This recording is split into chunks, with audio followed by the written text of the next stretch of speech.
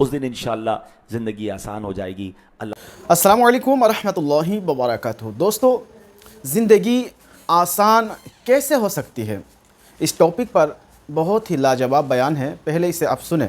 اللہ کریم قرآن مجید فرقان حمید میں ارشاد فرماتا ہے، بسم اللہ الرحمن الرحیم، وَلَوْ أَنَّهُمْ آمَنُوا وَاتَّقَوْا لَمَثُوبَةٌ مِّنْ عِنْدِ اللَّهِ خَيْرٌ لَوْ كَانُوا يَعْلَمُونَ۔ آسان ترجمہ قرآن کنز العرفان۔ اور اگر وہ ایمان لاتے اور پرہیزگاری اختیار کرتے تو اللہ کے یہاں کا ثواب بہت اچھا ہے، اگر یہ جانتے۔ جو پچھلے جمعے وقت پر آ گئے تھے انہیں یاد ہوگا کہ پچھلے مہینے ہم نے بنی اسرائیل کے جادو کے بارے میں جانا تھا کہ ان کے ہاتھ میں کچھ کتابیں آ گئی تھیں، حضرت سلیمان کا دور تھا اور پورا تفصیلی واقعہ ہم نے سنا تھا۔ اب اسی کنٹینیوٹی میں قرآن آگے فرماتا ہے کہ وَلَوْ أَنَّهُمْ آمَنَوْا وَاتَّقُوا، اگر وہ ایمان لاتے اور پرہیزگاری اختیار کرتے، یعنی اگر وہ جادو ٹونا نہ کرتے، وہ برے کام نہ کرتے، وہ شرک نہ کرتے، وہ کفر نہ کرتے اور تقوی اختیار کر لیتے تو انہیں بڑا ثواب ملنا تھا۔ قرآن کیا کہتا ہے؟ لَمَثُوبَةٌ مِّنْ عِنْدِ اللَّهِ خَيْرٌ، تو اللہ کے یہاں کا ثواب بہت اچھا ہے، یعنی رب تعالیٰ کی طرف سے تھوڑا سا ثواب ملنا بھی بہت بڑی بھلائی ہے، مگر اگر انہیں ثواب عظیم مل جاتا، قرآن یہ کہہ رہا ہے بڑا ثواب ملتا، تو پھر کیا ملتا؟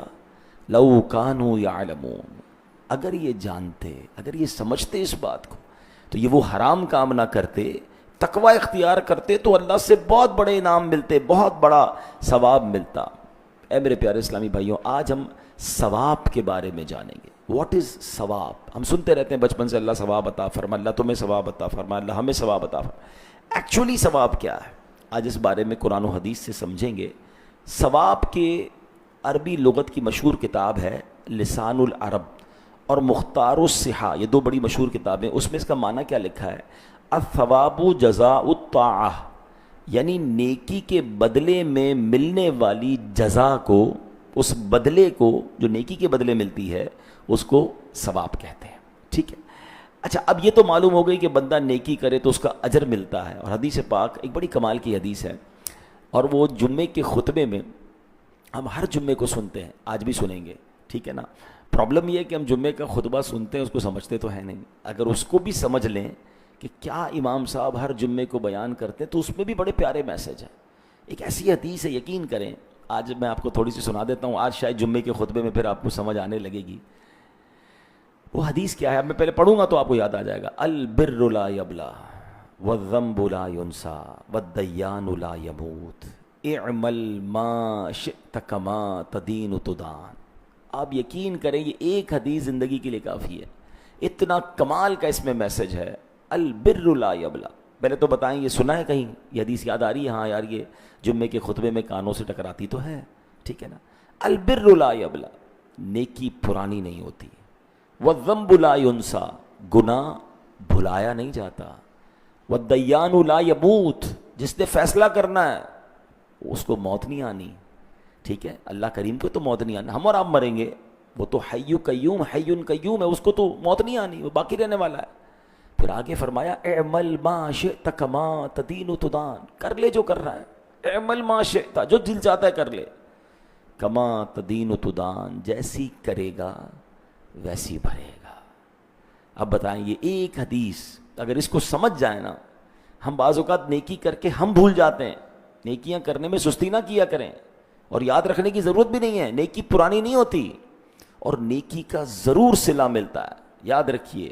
ہاں نیکی کا ثواب، یعنی یہ بھی آج انشاءاللہ ہم سمجھیں گے کہ ثواب صرف وہ اجر نہیں ہے جو آخرت میں ملے گا، دنیا میں جو نعمتیں ملتی ہیں نا اچھا کرنے کی وجہ سے، یہ بھی ثواب ہے، ابھی آگے آپ سمجھیں گے۔ انگریزی کا ایک بڑا مشہور مقولہ ہے، what goes around comes around, جو آپ کرتے ہیں اس کا بدلہ آپ کو ملتا ہے۔ آپ کسی کے ساتھ بھلائی کریں، اچھا کریں، لوگوں کے ساتھ بہتر کریں، آپ کو کہیں نہ کہیں اس کا صلہ ملتا ہے، اپنے بچوں میں ملتا ہے، آپ کی صحت میں ملتا ہے، آپ کے کاروبار میں ملتا ہے، آپ کے گھر میں ملتا ہے۔ اور آپ کسی کے ساتھ زیادتی کریں، وہ بے شک کچھ نہیں کر رہا آپ کے ساتھ، آپ زیادتی کر رہے ہیں، بدلہ ہی نہیں لے پا رہا، نہیں، کہیں اور ملے گا آپ کو۔ What goes around comes around, وہ آئے گا گھوم کر، نیکی بھی گھوم کر آپ کے پاس آئے گی، برائی بھی گھوم کر آپ کے پاس آئے گی۔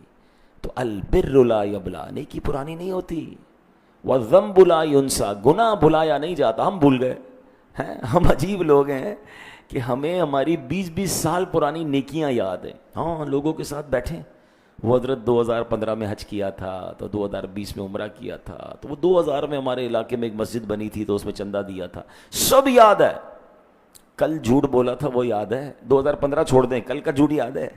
پرسوں بدنگاہی کی وہ یاد ہے, موبائل اٹھایا تھا کچھ غلط دیکھا تھا, وہ ہر گناہ بھولتے جا رہے ہیں اور نیکیاں یاد رکھی ہیں. مگر آپ بھول جائیں گناہ, میں بھول جاؤں, حدیث کیا ہے, وَالذَّنبُ لَا يُنسَى, گناہ بھلایا نہیں جاتا, وہاں لکھا ہوا ہے.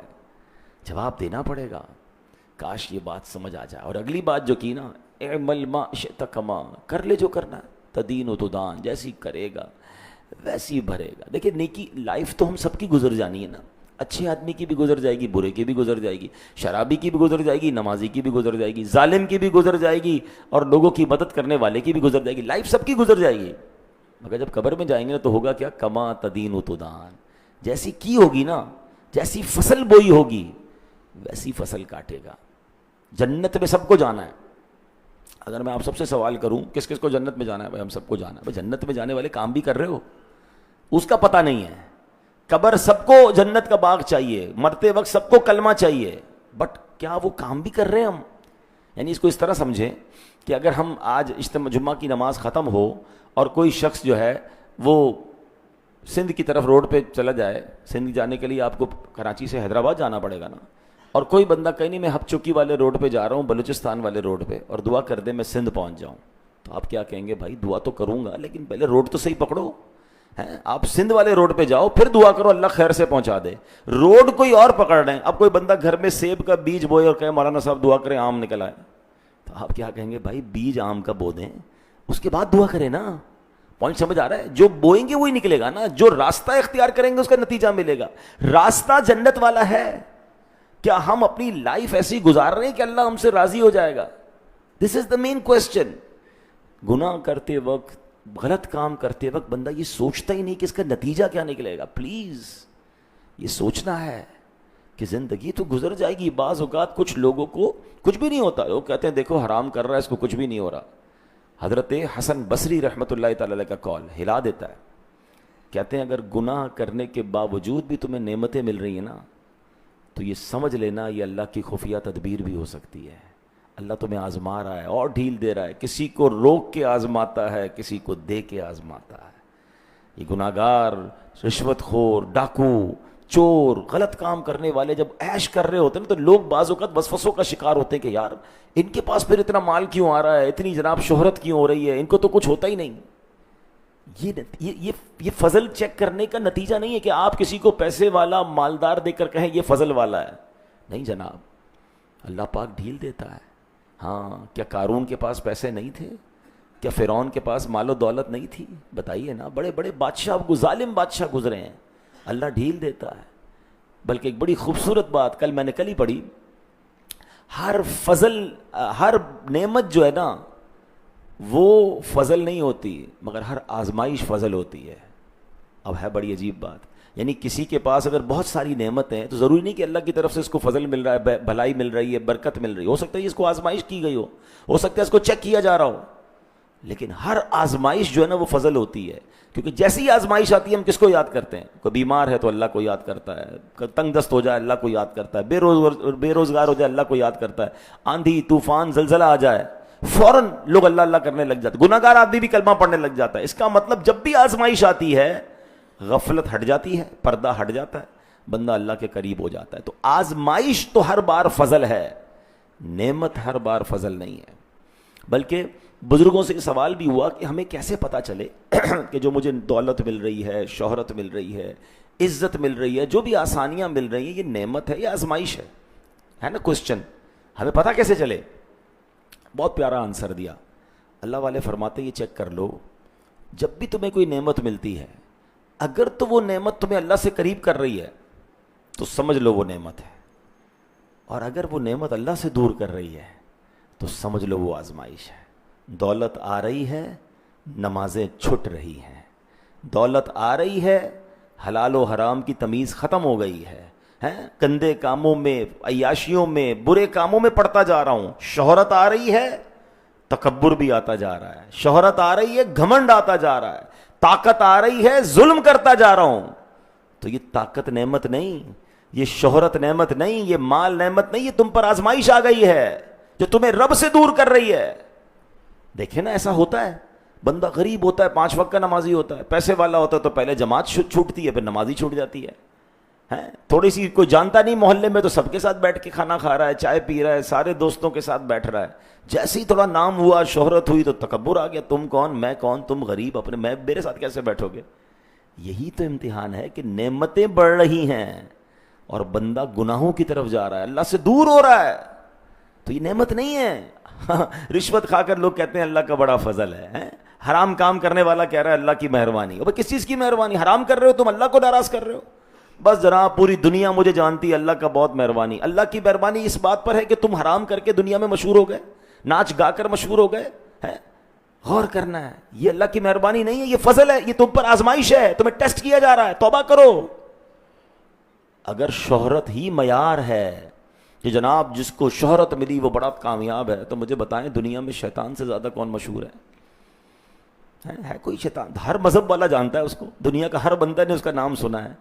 شیطان کا فیس بک پیج ہوتا تو شاید سب سے زیادہ فالوور اس کے ہوتے, تو پھر شیطان سب سے بڑا آدمی ہو گیا. وہ بھائی مشہوری الگ چیز ہے, عزت الگ چیز ہے. شہرت تو گانے باجوں کی, غلط کام کرنے والوں کی بھی ہے, شہرت نہیں, عزت. اللہ سے مانگے اللہ اپنی بارگاہ میں عزت عطا فرما. اور اللہ نے قرآن بھی فرمایا کہ اللہ کے نزدیک عزت والا کون ہے؟ ان اکرمکم عند اللہ اتقاکم, بے شک اللہ کے نزدیک عزت والا کون ہے؟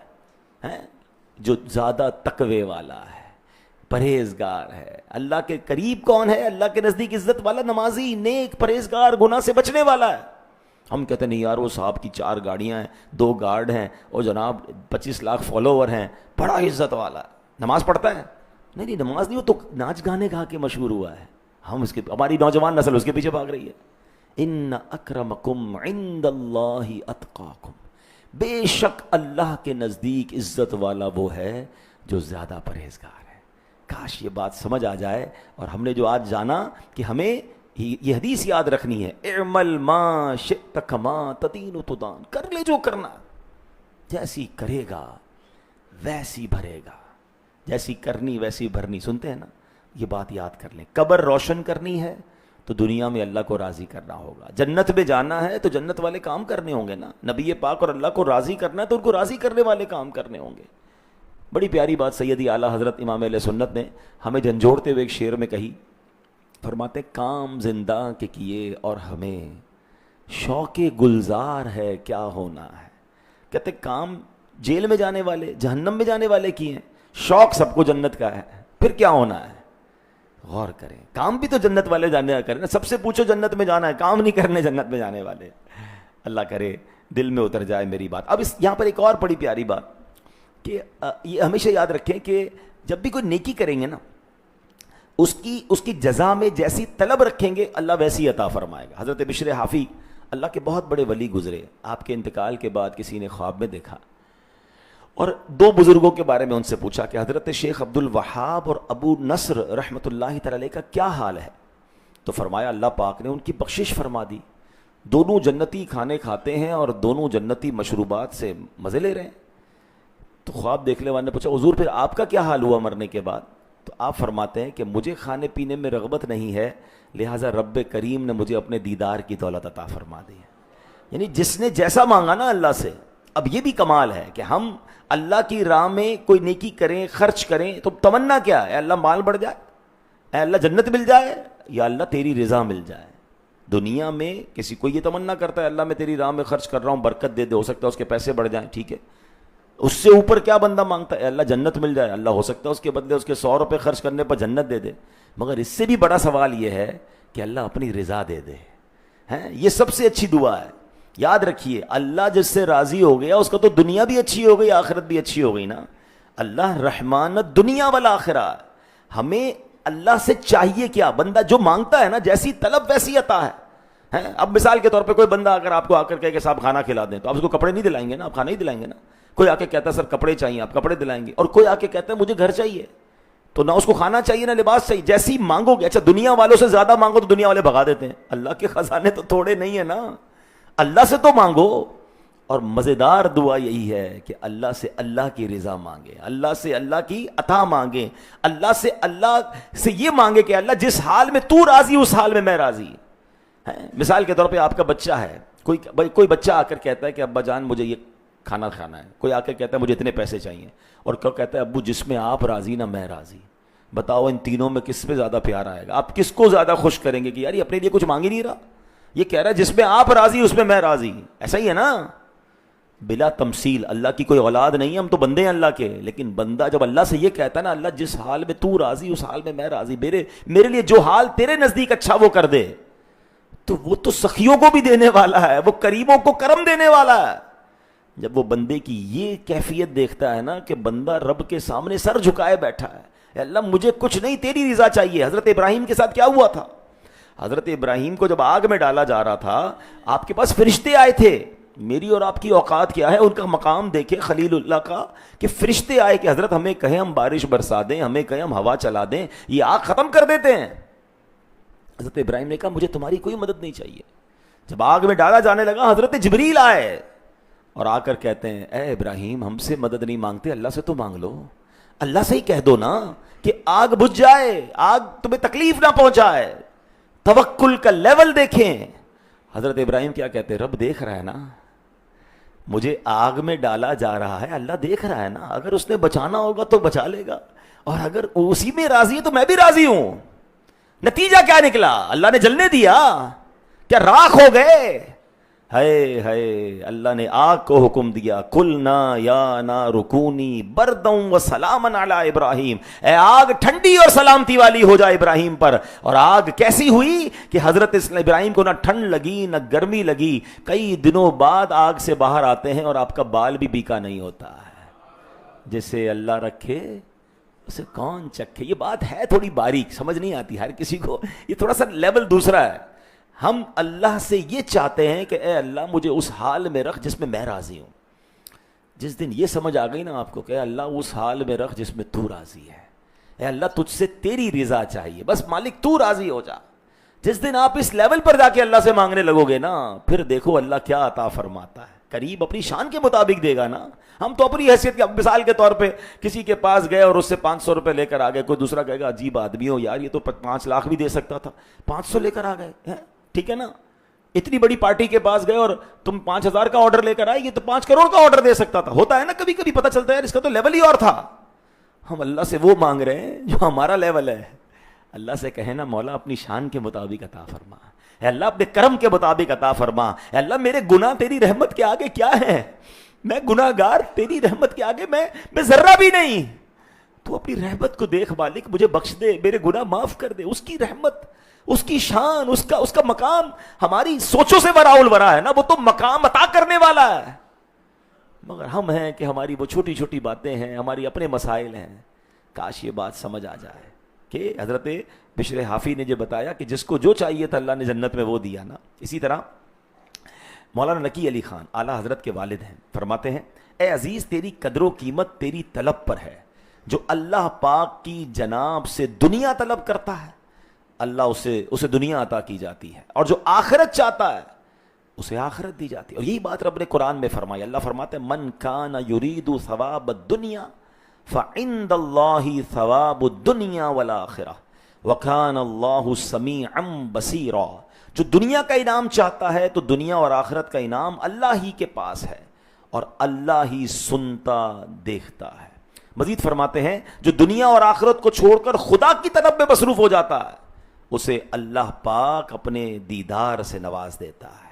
کاش یہ بات سمجھ آ جائے کہ ہمیں اللہ کی طلب ہو جائے، اللہ کے دیدار کی طلب ہو جائے، اللہ کی رضا کی طلب ہو جائے، پھر دیکھیں اللہ کیا کچھ عطا فرماتا ہے. اے میرے پیارے اسلامی بھائیوں، اب ہم نے سنا تھا الثواب جزاء الطاعہ، یعنی نیکی کے بدلے کو ثواب کہتے ہیں. اب یہ بھی یاد رہے کہ دنیا میں بھی جو نعمت ملتی ہے نا کسی نیکی کے بدلے، ہم نے کسی کے ساتھ بھلا کیا، ہمارے ساتھ بھلا ہو گیا، ہم نے مال خرچ کیا، اللہ نے برکت ڈال دی، ہماری بیماری ٹل گئی، ہماری بلا ٹل گئی، یہ بھی ثواب ہے.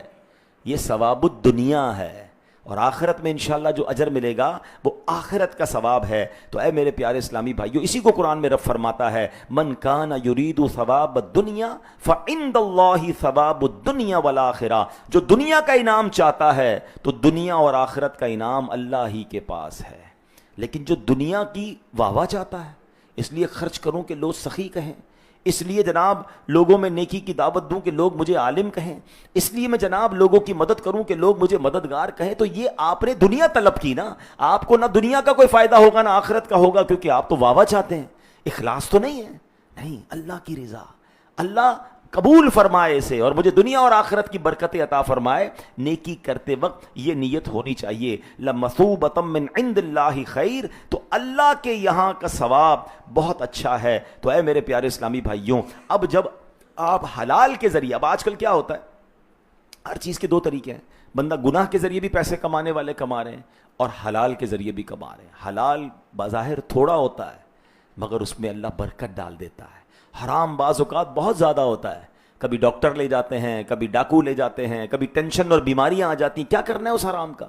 ہم اس بات پر یقین رکھیں کہ جو میرے نصیب میں ہے وہ مل کر رہے گا۔ اور حلال میں برکت کیسی ہوتی ہے، ایک بڑا کمال کا واقعہ آپ کو سناتا ہوں۔ بر صغیر کے ایک بڑے بزرگ ہوئے ہیں حضرت ملا جیون رحمۃ اللہ تعالی علیہ، آپ مغل بادشاہ اورنگزیب رحمۃ اللہ تعالی علیہ کے استاد تھے۔ ملا جیون معاشی لحاظ سے بڑی نارمل زندگی گزارتے تھے، بڑی مطلب جس کو کہیں کہ نارمل مڈل کلاس۔ ایک بار اورنگزیب کہیں جا رہا تھا، اس نے اپنے استاد سے ملاقات کی اور ایک تحفے میں ایک چونی پیش کی، ایک سکہ تحفے میں دیا اور سفر پر چلا گیا۔ کئی دنوں بعد جب واپس آیا تو ملا جیون رحمۃ اللہ تعالی علیہ کے حالات بدلے ہوئے، آپ تو امیر و کبیر ہو گئے، آپ کے پاس ٹھیک ٹھاک مال آ گیا۔ تو بادشاہ کہتا ہے استاد صاحب میں جب گیا تھا تب تو آپ اتنے ویل آف نہیں تھے، اب اتنے تھوڑے عرصے میں 2-4 مہینے میں آپ تو مالدار ہو گئے، کیا وجہ ہے؟ تو ملا جیون کہتے ہیں کہ آپ میرے پاس آئے تھے، مجھے آپ نے ایک سکہ دیا تھا، سکہ دے کر آپ تو چلے گئے، جب سے سکہ دیا میرے مال میں برکت ہی ہونا شروع ہو گئی، ہر چیز میں برکت ہو رہی ہے۔ تو بادشاہ اورنگزیب کمال کا بندہ تھا، وہ کہتا ہے میں آپ کو بتاتا ہوں کہ اس سکے کی حقیقت کیا ہے۔ اور اس نے بادشاہ نے اپنے سپاہی کو کہا کہ فلاں محلے کے ایک تاجر کو بلاؤ اور اس کو کہو اپنا روزنامچہ لے کر آئے۔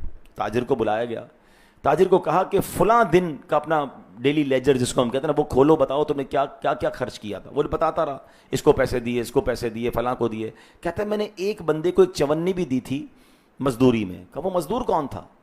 تاجر کہتا ہے صاحب بڑا عجیب ماجرا ہے۔ کیا ماجرا ہے سناؤ؟ تو وہ تاجر کہتا ہے کہ بات یہ ہے کہ ایک بار بارش ہو رہی تھی، رات کا وقت تھا، میری چھت ٹوٹ گئی، میں باہر نکلا، مجھے کوئی مزدور نہیں ملا، ایک شخص نظر آ گیا، میں نے کہا ذرا میرے گھر کی چھت بنا دو، میں تمہیں مزدوری بھی دوں گا۔ وہ رات بھر کام کرتا رہا، میرے گھر کی چھت بنائی، اور جب فجر کی اذان ہو گئی تو وہ بندہ جب جانے لگا تو میں نے کہا بھائی مسئلہ یہ مزدوری کے پیسے میرے پاس نہیں ہیں، ایک چونی ہے وہ لے لو، پھر کبھی تمہیں تمہاری اجرت مزید دے دوں گا، اپنا نمبر اپنا رابطہ وغیرہ دے دو۔ تو وہ مزدور کہتا ہے بس میرے لیے اتنا ہی کافی، اور وہ چلا گیا۔ جب وہ تاجر نے یہ سارا واقعہ سنایا نا تو بادشاہ اورنگزیب کہتا ہے حضور وہ مزدور میں ہی تھا، میں رات کو نکلا تھا، اس بندے کی گھر چھت ٹوٹ رہی تھی، میں نے چھت بنا دی، یہ ایک چونی میں نے بڑی محنت سے حلال کی کمائی تھی، اور وہی حلال کا سکہ میں آپ کو تحفے میں دے کر گیا تھا، اور آپ کا کہنا یہ ہے کہ اللہ نے اس سکے میں اتنی برکت ڈال دی کہ آپ مالدار ہو گئے۔ اس واقعے سے سیکھنے کو کیا مل رہا ہے؟ بعض اوقات حلال کے چند روپے اللہ اس میں وہ برکت ڈال دیتا ہے جو ہمارے وہم و گمان میں۔ اچھا یہ واقعہ تو قرآن میں ہو، آپ نے جس نے قرآن پڑھا ہے، سورہ بقرہ میں کیا واقعہ ہے؟ ایک باپ اپنے بچے کے لیے چھوٹی سی بچیا چھوڑ کے گیا نا، جانور چھوڑ کے گیا، چھوٹا سا گائے کا بچہ، مگر حلال تھا نا۔ اللہ نے اس حلال میں برکت کیسی ڈالی کہ وہی گائے کا بچہ سونے کے وزن کے مطابق بیچا جا رہا ہے، بیچا اس بچہ اس زمانے کا ملینئر ہو گیا۔ کیسے؟